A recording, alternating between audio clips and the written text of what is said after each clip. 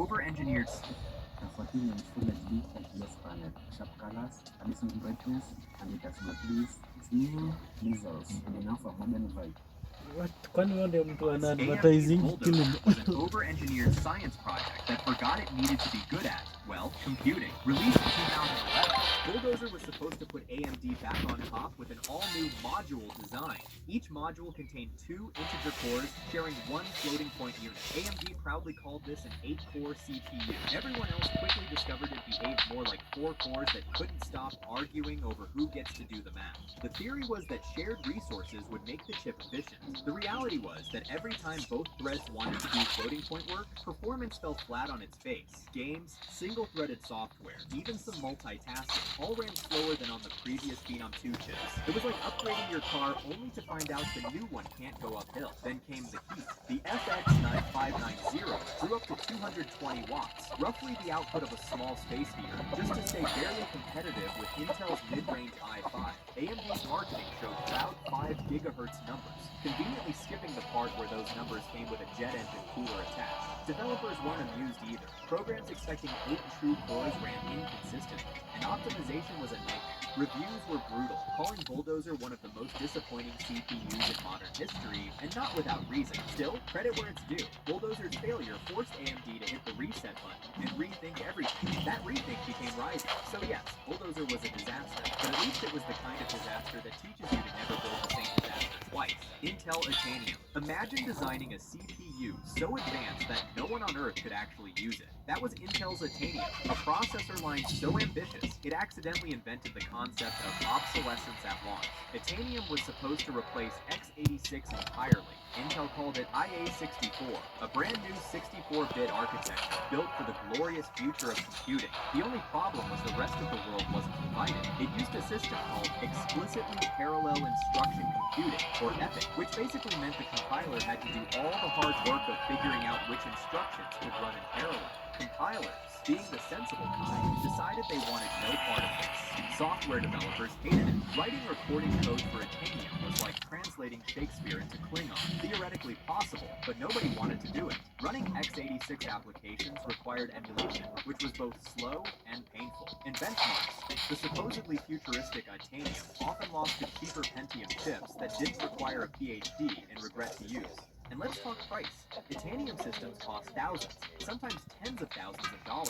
Intel marketed it as an enterprise powerhouse, but the only people who ever bought it were data centers running HPUX, or very confused IT departments. Everyone else just quietly ignored it. Intel kept the project alive for almost 2 decades, mostly out of stubbornness, before finally killing it in 2021. In the end, Itanium's biggest achievement was proving that even a trillion-dollar company can't force the world to adopt something no one asked for. Rambus RDRAM. At the turn of the millennium, Intel and Rambus decided they'd reinvent computer memory. The result was RDRAM, an ultra-expensive, over-engineered memory technology that promised incredible speed and delivered incredible inconvenience.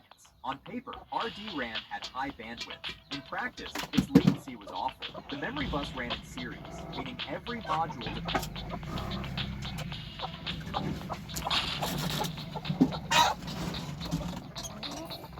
ufungulie hapo.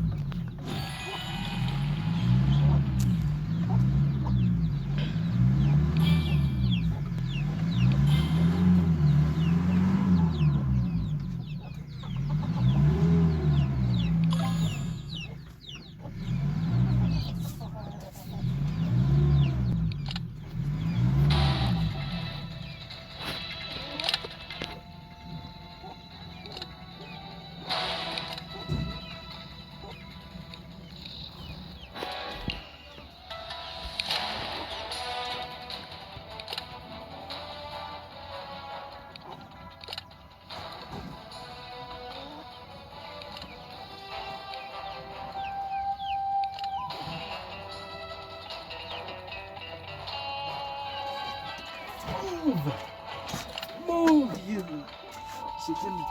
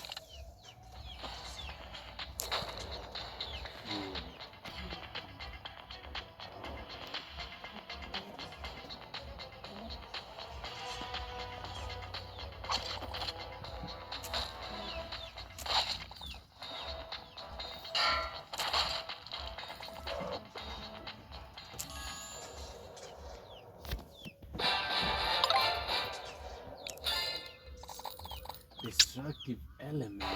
What are you talking about? I'm not destructive.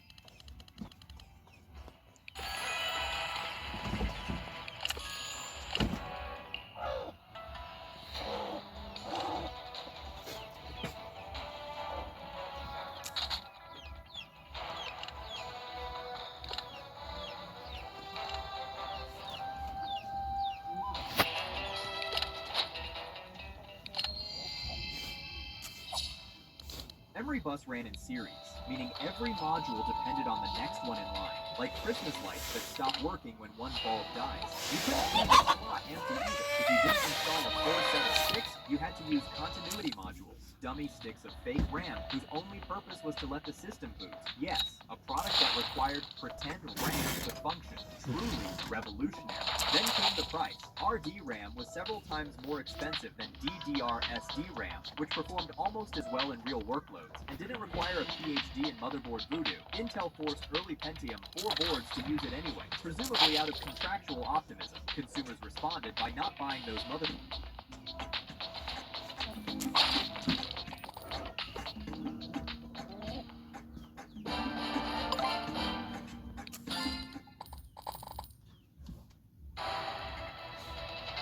RDRAM modules shipped with metal heat spreaders because the chips ran hot enough to need armor plating. Meanwhile, DDR quietly improved generation after generation until RDRAM was both slower and more expensive. A truly impressive combination. By 2003, DDR had completely taken over. Rambus tried to save face by suing other companies over patents, which is usually the corporate version of rage quitting. The whole experiment became a museum exhibit in how next generation can age faster than milk. FireWire. FireWire was Apple's early attempt to give the world a smarter, faster alternative to USB. And to be fair, it worked, as long as you were willing to pay for the privilege.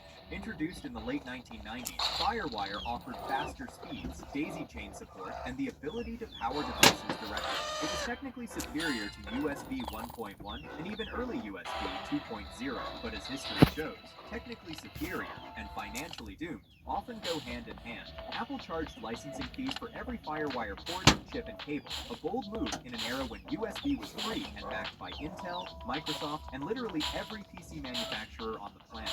So, while FireWire was showing off its high-speed transfers, USB quietly took over the world by being cheap and everywhere. For a while, FireWire found a niche in video editing. Mini-DV cameras loved it, but outside of that bubble, almost no one cared. It was faster, sure, but not that much faster, especially once USB 2.0 caught up. Consumers voted with their wallets, and FireWire was left holding an expensive plug nobody wanted to use. And then there was the name. FireWire sounded exciting, maybe too exciting. It occasionally lived up to its name by frying ports if you hot-plugged certain devices. Apple eventually dropped it in favor of Thunderbolt, which offered the same idea, but without the spontaneous combustion feature. In the end, FireWire proved that good engineering can't overcome bad business decisions, especially when you try to charge people for using a cable. Samsung 840E VO SSD. The Samsung 840E VO was a hero at launch, a fast, affordable SSD that brought solid-state storage to the masses.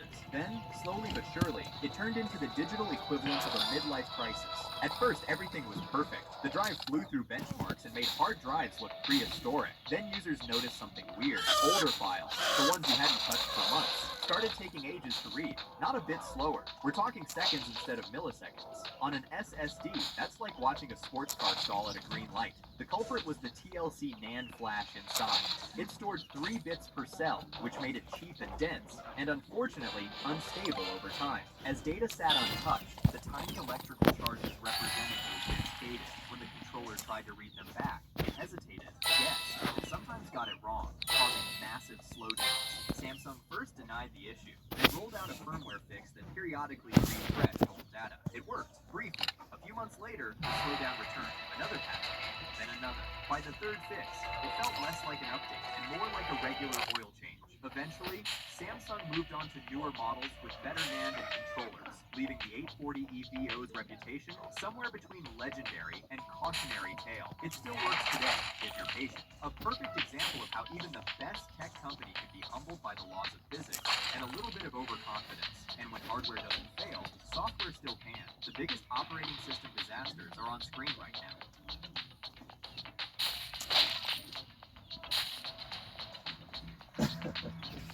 Pocket broke. Who uses you? Watu wanasema hiyo kitu inaibia watu pesa. Si ndio nashinda, kwa nini wanashinda wakiniletea hiyo pocket broke? Na Jumia kwa nini wana advertise kila mahali? Like natumia Jumia tayari. What is the need to advertise kila saa? Stop. Get some. You just embarrassing yourself.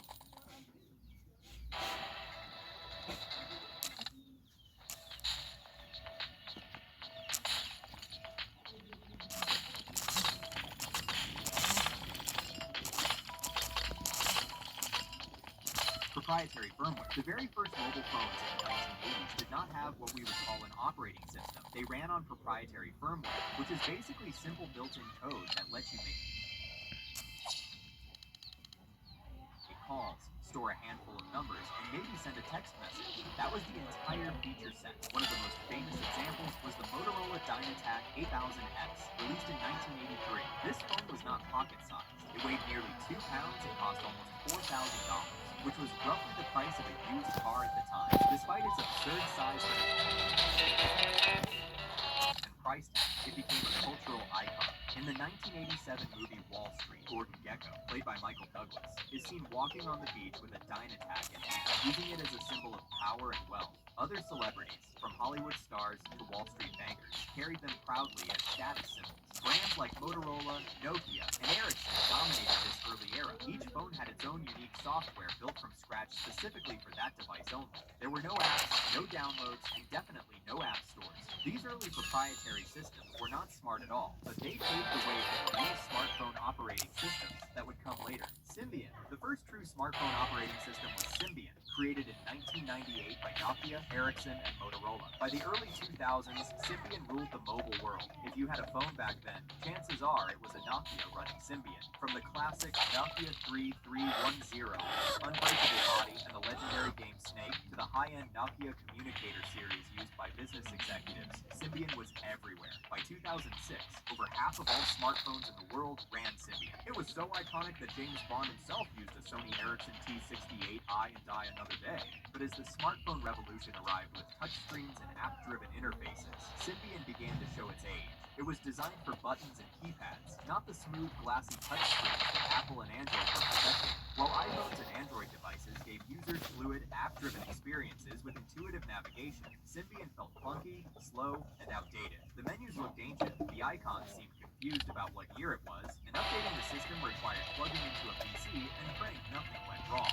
While competitors were reinventing how people interacted with phones, Symbian was still asking if you wanted to exit this menu. Symbian had its charm, though. You could set any sound as a ringtone. You could explore system folders like a hacker. It was not perfect, but it felt like your phone really belonged to you. BlackBerry OS. In the early 2000s, when the world was still tapping away on Nokia and flip phones, one device stood apart. The BlackBerry, with its iconic physical keyboard, secure email, and BBM messaging, which stands for BlackBerry Messenger. BlackBerry OS became the favorite of CEOs, politicians, and governments. In fact, U.S. President Barack Obama famously carried a BlackBerry during his time in office. BlackBerry was the definition of professional. If you had one, you were serious about business. The operating system was fast, secure, and unmatched in messaging.